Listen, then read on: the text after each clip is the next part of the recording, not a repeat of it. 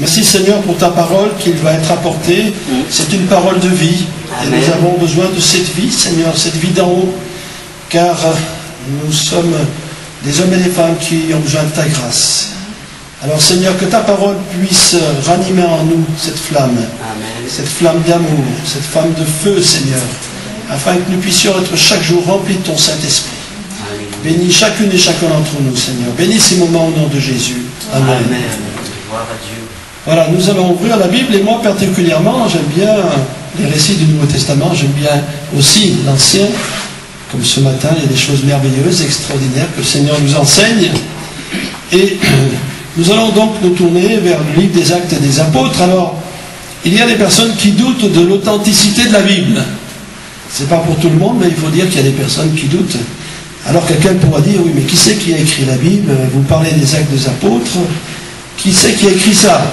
Alors, rassurez-vous, c'est pas Jésus. Jésus, pourtant, il aurait pu écrire beaucoup de choses, mais il a laissé le soin à ses disciples et à ceux qui l'ont connu de relater cette merveilleuse bonne nouvelle de l'Évangile. C'est ainsi que le livre des Actes des Apôtres a été écrit, ainsi que l'Évangile de Luc, par Luc. Vous savez qui était Luc? C'était un médecin. Mais apparemment, c'était un homme très érudit et qui connaissait aussi beaucoup l'histoire, qui avait une grande connaissance et qui est pourtant quelqu'un qui vivait très simplement. Vous voyez, on peut être quelqu'un d'instruit, quelqu'un peut-être qui a une grande responsabilité dans ce monde, et d'être quelqu'un de très simple. Et il avait bien raison. Il a bien raison, parce que qui sommes-nous, hein? Si nous avons de l'intelligence, de la connaissance, c'est Dieu qui le permet. C'est Dieu qui nous donne ces choses-là. Et ainsi, Luc, ce médecin, a écrit ici le livre des Actes des Apôtres, vers l'an 63 après Jésus-Christ. Il a connu l'apôtre Paul. D'ailleurs, l'apôtre Paul l'appelait le médecin bien-aimé. Voilà. Médecin bien-aimé qui était attaché à Dieu, qui connaissait Dieu et qui a été très scrupuleux comme les scribes de l'Ancien Testament. Vous savez que les scribes de l'Ancien Testament, eh bien, ils recopiaient les écrits, ils écrivaient le Deutéronome et tous les livres de l'Ancien Testament avec beaucoup de soin. Et s'il y avait dans leur copie 3 ou 4 erreurs, ils jetaient la copie dans un lieu qu'ils appelaient maudit. Et dans le Nouveau Testament, il faut savoir que c'est avec beaucoup de soin que tous ces écrits nous sont parvenus. Alors on va lire dans l'évangile, dans les Actes des Apôtres, chapitre 10, un récit concernant l'apôtre Pierre. Voilà, l'apôtre Pierre a prêché le jour de la Pentecôte et il y a eu 3000 conversions. Et l'apôtre Pierre a été aussi invité à prêcher à Corneille. Et c'était difficile pour lui, parce que Corneille, pour lui, c'était un païen. Hein. Pour les Juifs, tous ceux qui n'étaient pas Juifs étaient un peu mis à l'écart, parce que les Juifs, bien sûr, ils avaient la sainte parole de Dieu. Et peut-être qu'ils avaient peur qu'en fréquentant des païens, ils soient eux aussi contaminés et qu'ils se mettent à adorer des idoles. Alors, c'était pas recommandé d'aller chez les païens. Mais là, Dieu lui a donné une vision et il lui a dit clairement d'aller chez ce centenier Corneille. Qui était Corneille? Corneille était un centenier romain, mais qui avait une qualité. Eh bien, il priait continuellement Dieu. Il avait la crainte de Dieu. Et puis aussi, il faisait des aumônes aux pauvres. Alors, il avait des qualités de piété. Il ne connaissait pas encore l'Évangile, mais déjà, son cœur était préparé. Et donc, Pierre est envoyé donc, vers Corneille. Il arrive dans sa maison, dans sa maisonnée. Il y avait toute sa famille, les amis, les serviteurs, beaucoup de monde qui était là pour entendre la parole de Dieu. Alors Pierre, il va faire ce simple discours qui est assez court. On peut lire dans les Actes des Apôtres au chapitre 10 et au verset 34, quelques versets. Et c'est étonnant d'ailleurs parce que ce message est vraiment court et pourtant il a touché les cœurs. Alléluia. Ce qui veut dire que celui qui a un cœur bien disposé, il lui faudra pas longtemps pour comprendre l'Évangile. Tout est une question de disposition du cœur. Et nous sommes invités, lorsque nous entendons la parole de Dieu, à avoir ce cœur bien disposé. Et si on a des soucis, on en a tous, eh bien on les dépose auprès du Seigneur, On dit maintenant, Seigneur, parle, ton serviteur écoute. Et même si c'est un message très simple, qui concerne ceux qui ne connaissent pas encore le Seigneur, ça nous concerne quand même, parce que dès que la parole de Dieu est apportée, il y a l'Esprit de Dieu, l'Esprit de grâce, l'Esprit de révélation, qui peut, à nous-mêmes, qui connaissons le Seigneur, nous parler nous-mêmes. Voilà. Alors on va lire dans Actes chapitre 10, verset 34, c'est Pierre qui commence son discours. Alors Pierre, ouvrant la bouche, dit, en vérité, je reconnais que Dieu ne fait point accès de favoritisme, mais qu'en toute nation, celui qui le craint et qui pratique la justice lui est agréable. Il a envoyé la parole aux fils d'Israël en leur annonçant la paix par Jésus-Christ, qui est le Seigneur de tous. Vous savez ce qui est arrivé dans toute la Judée, après avoir commencé en Galilée, et à la suite du baptême que Jean a prêché.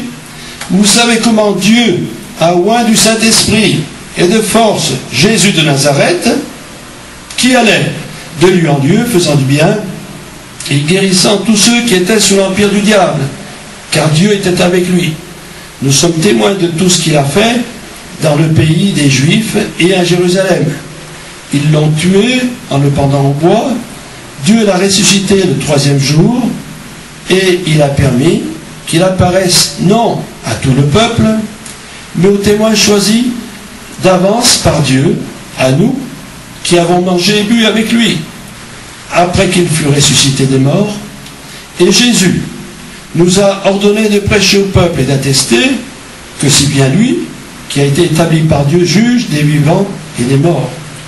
Tous les prophètes rendent de lui le témoignage que quiconque croit en lui reçoit par son nom le pardon des péchés.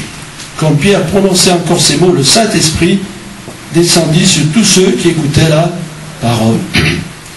Voilà. Alors, Pierre, déjà, il dit quelque chose d'important. Je reconnais que Dieu ne fait point de favoritisme. On peut avoir des complexes. Des complexes, peut-être parce que quelqu'un de nos familles est un homme religieux ou une religieuse. On peut dire, oui, lui ou elle est consacré à Dieu, et moi, tu connais Dieu, ma vie. C'est vrai. Et on a des vies parfois qui sont des vies misérables. Mais il dit ici que Dieu, eh bien, ne fait point de favoritisme. Et qu'en toute nation, celui qui le craint, ce qui veut dire que cet évangile, il est pour toutes les nations. On va aller un peu plus loin. Pour tous les peuples, pour toutes les tribus aussi. Dans le ciel, il y aura au moins un de chaque tribu. Et l'évangile, il est pour les enfants, pour les adolescents, pour les personnes âgées, pour ceux qui sont en bonne santé, ceux qui sont malades, ceux qui sont en prison, ceux qui sont des brigands.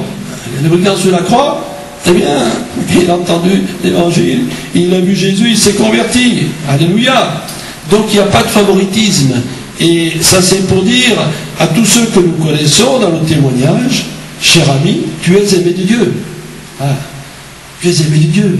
Et s'il n'est pas convaincu, mais que tu sais ce que Dieu dit, c'est Jésus qui l'a prononcé lui-même.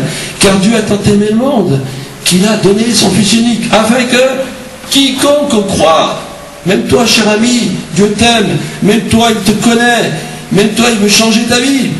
Voilà. C'est difficile de dire ces choses-là dans un monde où il y a tellement de...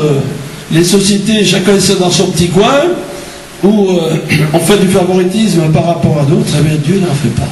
Parce que nous sommes tous des créatures de Dieu, et Dieu, eh bien, nous aime tous de la même manière. Est-ce que vous êtes convaincus? Oui, j'espère.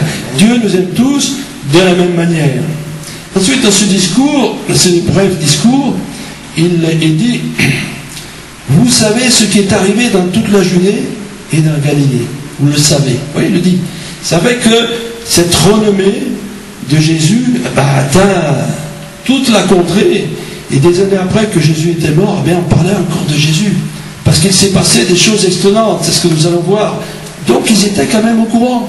Ils savaient qu'on aille un peu ce qui s'était passé, ce que Jésus avait dit et qu'il avait fait. Mais pas suffisamment. Parce qu'il faut bien connaître le message de l'Évangile. Il y a tant de discoureurs, il y a tant d'hommes qui nous parlent d'une religion qu'ils ont créée, toutes ces choses-là. Il y a beaucoup de flux, de confusion. Il nous faut des choses importantes. Pour avoir la foi, il faut des convictions. Or, nous allons voir dans les versets que nous avons lus qu'il y a tout qui est écrit dans ces versets pour que nous ayons de profondes convictions. Au verset 38, c'est sur 12 versets que nous retiendrons. Vous savez, il revient, hein, vous savez, c'est la fois qu'il dit que vous savez, comment Dieu a oint du Saint-Esprit et de force Jésus de Nazareth. On va s'arrêter là. Vous savez comment Dieu a oint de Saint-Esprit et de force. On va parler de l'onction de Jésus. Voilà, Jésus a été oint du Saint-Esprit. Jésus déjà, sa naissance a été miraculeuse, ne l'oublions pas. Hein. Cette jeune fille Marie, eh bien l'ange va lui dire que le Saint-Esprit la couvrira et que le Saint-Enfant naîtra par l'action du Saint-Esprit. Donc Jésus est né du Saint-Esprit. Dites-moi un homme qui est né de cette façon. Il n'y a personne d'autre sur la terre. Voilà, on va mettre les arguments de notre côté. Bon, il a été oint du Saint-Esprit. Et Jésus a vécu des choses glorieuses. Il y a ces miracles, bien sûr, et qui peut nourrir une foule avec 5 pains et 2 poissons? Une foule de peut-être 10 000 personnes avec les enfants. Qui peut le faire? Personne. Qui peut marcher sur les eaux pendant une longue distance? Ah, vous me direz, moi j'ai vu sur Internet un homme qui marchait sur les eaux. Moi j'ai vu aussi. Il a marché un tout petit peu, c'était loin, il a marché peut-être pendant 20 mètres. Alors je sais pas, il y a un trucage, c'est quelqu'un qui fait un peu des trucs comme ça, un peu magicien. Mais Jésus, il n'a pas marché un peu, il a marché de longue distance, et il a marché un jour où il y avait la tempête. Jésus marche sur les eaux. Jésus parle au vent et à la tempête. Quelle puissance! Qui peut faire cela? Jésus change l'eau en vin. Et Jésus ressuscite les morts, délivre les possédés. Donc, si on est honnête, on reconnaît que Jésus, il a une onction et une puissance au-dessus de tous ceux qui sont venus sur cette terre, il faut le dire. Parce qu'il y en a eu des gens qui ont fait des choses extraordinaires. Et puis, il y en a qui ont fait vous savez ce que c'est, des illusionnistes? Des illusionnistes, j'ai le droit de dire. Ils vous montrent, vous voyez quelque chose qui n'existe pas, mais vous le voyez quand même. Ils sont capables de vous montrer des choses comme ça. Il paraît qu'il y a des sorciers comme ça en Afrique qui font ça. Vous voyez que le gars, je sais pas, il se traverse une épée, tout ça, puis il fait rien du tout, c'est pas vrai. C'est de l'illusion. Donc aujourd'hui, il y a toutes sortes de systèmes. Vous savez très bien qu'une vidéo, on peut la truquer, on peut lui montrer n'importe quoi. Je dis ça parce qu'on est à l'époque où il y a bien sûr les médias qui peuvent nous montrer un tas de choses. Eh bien Jésus, lui, ses miracles sont authentiques parce qu'ils ont été certifiés par ses disciples et tous ceux qui étaient là. Donc nous pouvons croire à sa puissance et à son onction. Il est dit que Jésus a été oint, et il a été oint surtout quand il s'est baptisé. Il était là aux eaux du Jourdain, et Jean-Baptiste baptisait d'autres personnes, et Jésus a été baptisé, plongé dans l'eau, immergé. C'est là que son ministère a commencé. Qu'est-ce qui s'est passé ce jour-là? Il y a une voix du ciel qui s'est fait entendre. Voici mon fils bien-aimé, en qui j'ai mis toute mon affection. C'était Dieu qui parlait. Ensuite, il dit que le Saint-Esprit est descendu sur lui comme une colombe. Ce n'était pas une colombe, hein? Il est descendu. Il a été oint et revêtu du Saint-Esprit. Et là, ça nous parle aussi de la Trinité. Là, Dieu qui parle, le Saint-Esprit qui vient sur lui, et Jésus, le Père, le Fils et le Saint-Esprit. À tous ceux qui ne croient pas en cela. Voilà ce qu'il est dit. Donc, Jésus était oint du Saint-Esprit et de force. Et il avait la force aussi, hein, dans différents domaines. La force dans la prédication. Il était là devant les hommes religieux, il savait leur répondre, parce qu'il connaissait toutes leurs ficelles, il connaissait toutes les astuces, il déjouait leurs questions qui étaient hypocrites, et ça se retournait contre eux. Jésus, il prêchait avec force. Et donc, il prêchait avec force aussi, parce que quand il était là, au bord de la mer, qui montait dans la barque, il y avait des milliers de personnes. À l'époque, il n'y avait pas de sonorisation, et il parlait avec force. Jésus, il était rempli de la force. Et puis aussi, Jésus, n'oublions pas, il chassait les démons. Là aussi, il faut la puissance de Dieu pour chasser les démons. Et surtout, ce qui est important, c'est qu'il allait convaincre les cœurs. Et malgré tous les miracles merveilleux que Jésus a fait, le plus important, c'est que le Saint-Esprit a pu toucher le cœur. Et la force de Jésus, et l'onction de Jésus, c'est pour toucher un cœur. Vous savez que c'est difficile de toucher un cœur. C'est difficile de toucher un cœur. Pourquoi? Parce que les gens sont déçus. Parce que les gens sont attristés. Parce que les gens sont dans la peine. Parce que les gens se sont endurcis. Vous savez, un enfant, il est souriant, il chante, il s'amuse avec vous, il est gracieux, puis vous le voyez 10 ans, 15 ans après, c'est plus le même. Cette grâce a disparu. Et à cause des épreuves de la vie, les cœurs se sont endurcis. Il y a ce problème pour l'être humain, c'est l'âme, c'est le cœur. Et à cause des épreuves, à cause des échecs de la vie, des hommes et des femmes se referment sur eux-mêmes. Ils s'endurcissent. Et c'est difficile de toucher leur cœur. Mais Jésus était capable de le faire. Et Jésus a convaincu ces hommes religieux qui voulaient condamner cette femme pécheresse. Et ils sont partis en reculant. Voilà. Donc Jésus, il est témoin du Saint-Esprit de force et il avait la possibilité de toucher un cœur. Et aujourd'hui encore, par l'annonce de l'Évangile, par l'action du Saint-Esprit, le Seigneur veut toucher un cœur, veut toucher une âme. Il veut réveiller en nous les choses spirituelles. Là, on est tellement attaché aux choses d'ici-bas. On nous montre tellement de belles choses, des belles images, des beaux films, tout ça, qu'on est un peu dans les rêves. Mais Jésus, il va nous révéler ce qu'il y a de merveilleux dans son ciel de gloire. Il va réveiller notre conscience. Et si quelqu'un a sa conscience endurcie à cause de la dureté de la vie, cher ami, Dieu peut changer ton cœur. Comme il y a un passage dans la Bible, dans le livre du prophète Ézéchiel, je changerai leur cœur de pierre et je leur donnerai un cœur de chair. Et même la Bible nous parle, même les prophètes inspirés par Dieu, ils décrivaient les gens de leurs contemporains, leur cœur était dur comme de la pierre. Et oui, c'est mystérieux, c'est comme ça. Nous avons été faits comme ça. Notre cœur, il peut être comme de la pierre, ou il peut être comme une fleur, répandant un beau parfum, une grâce de Dieu. Et même si notre cœur est comme une pierre, Dieu peut le transformer. Et la puissance de Jésus est là pour transformer un cœur. Alors il n'y a c'est jamais trop tard avec le Seigneur. C'est jamais trop tard. Le brigand sur la croix, il était là, il était crucifié en même temps que Jésus, il allait mourir dans quelques heures. Mais il a su saisir l'occasion. Il a vu que Jésus était différent. Il a entendu les paroles que Jésus, Père, pardonne-leur, car ils ne savent ce qu'ils font. Il a regardé attentivement, il a été saisi, il a reconnu que lui, il était pécheur, qu'il était misérable, et que lui, avec son collègue, c'était normal qu'il paye ses fautes. Mais lui, il n'a rien fait de mal. Et il a reconnu en Jésus-Christ sa sainteté. Et Jésus lui a dit quoi? Oh, il ne lui a pas dit, tu es un brigand, hein, tu crois que je ne m'intéresse pas à toi? Non. Il a dit, je te le dis en vérité, aujourd'hui tu seras avec moi dans le paradis.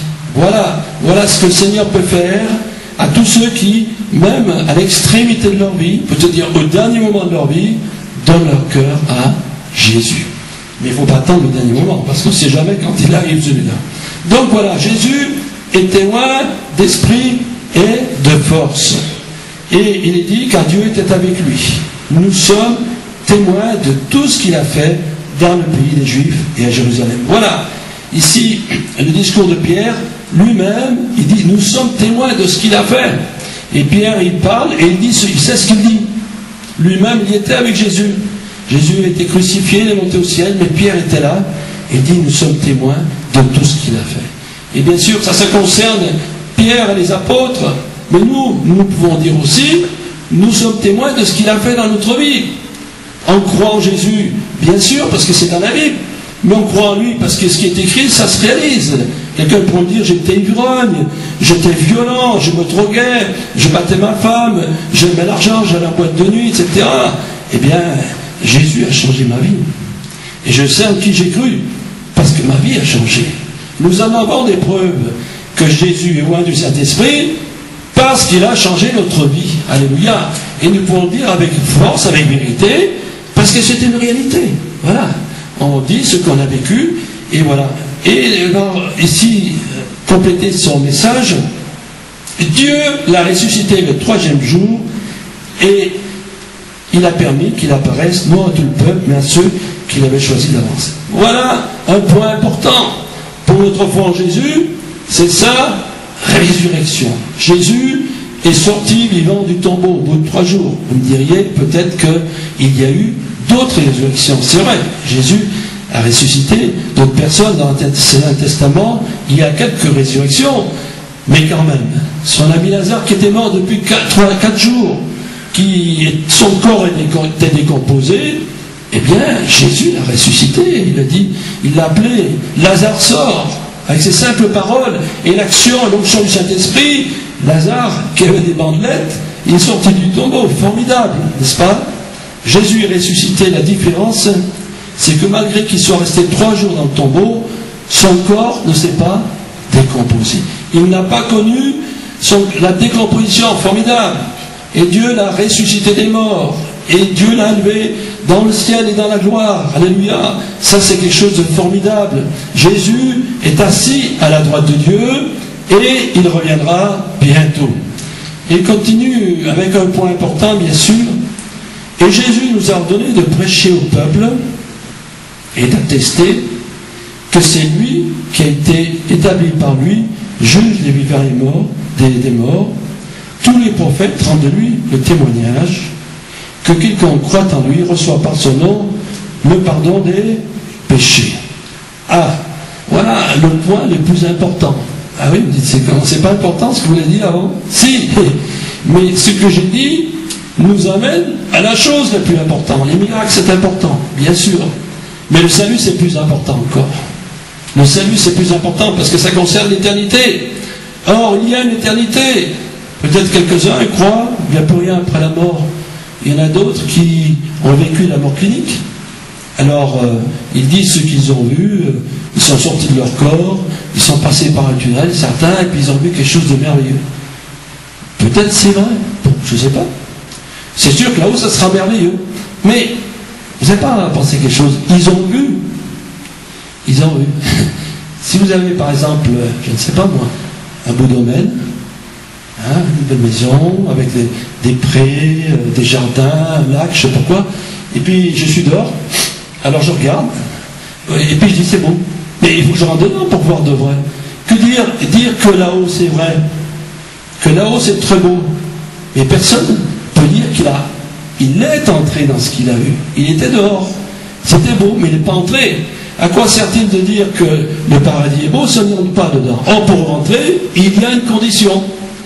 Même si tout le monde dit on dira tous au paradis, c'est pas tout à fait le cas. Hein? Et pour y rentrer, qu'est-ce qu'il faut? Le pardon des péchés, la vie nouvelle. C'est ce que j'ai lu ici, que tous les prophètes rendent le témoignage que quiconque croit en lui reçoit le pardon des péchés. On pourrait dire à quelqu'un, as-tu reçu le pardon de tes péchés? Est-ce que Jésus a pardonné tes péchés? Ils vont dire que c'est pas important. Mais si, c'est important, parce que la Bible nous dit que nul pécheur ne rentrera au ciel. Tu ne pourras jamais rentrer, cher ami, avec ton péché dans le ciel, c'est pas possible. Hein? Et c'est pour cela que Jésus est mort à la croix. Pourquoi Jésus est mort à la croix? Pour prendre nos péchés, pour prendre nos iniquités. Hein? Il dit que le châtiment qui nous donne la paix est tombé sur lui. Il fallait une victime. Jésus était la victime innocente, et par ce sacrifice, je peux recevoir le pardon de péché. Alors là, la question est cruciale. Le pardon, aucun homme ne peut pardonner vos péchés, n'a pas d'autorité pour le faire. Dieu seul pardonne les péchés. Jésus-Christ pardonne les péchés. Il a pardonné les péchés à ce paralytique, hein, qui était sur un lit, et il a pu dire, afin que vous sachiez que le Fils de l'homme a le pouvoir de pardonner les péchés, lève-toi, dit-il au paralytique, prends ton lit et va dans ta maison. Jésus a le pouvoir de pardonner les péchés. Et le point crucial du message qui est annoncé ce jour-là, eh bien, veux-tu de Jésus-Christ? Voilà. Si tu veux de Jésus-Christ, cher ami, eh bien, tu pourras recevoir pardon de tes péchés. Si tu reconnais tes faiblesses, si tu reconnais ta vie passée qui est un gâchis, et tu dis, Seigneur Jésus, eh bien, pardonne mes péchés, change ma vie. Tu peux dire aussi, parce que tu es pris par une passion, tu es pris par la violence, la haine, peut-être que tu frappes les uns les autres, tu as un esprit comme ça, vif. Tu peux dire aussi, Jésus, tu vois, j'ai ça qui m'empêche de m'approcher de toi. Mais je sais, Jésus, que tu peux me délivrer. Car tu guéris et tu délivres tous ceux qui sont captifs de leur passion. Donc il y a donc cette possibilité, par le sacrifice de Jésus, de connaître le salut et la grâce de Dieu. Et bien sûr que celui qui accepte le Christ, qui reçoit le pardon des péchés, que faut-il faire? Eh bien, le suivre. Parce que On pourrait recevoir le pardon des péchés et puis dire, bon, ça va, je suis pardonné, au revoir, je m'en vais. Non, on est pardonné. Pourquoi? Pour suivre le Christ.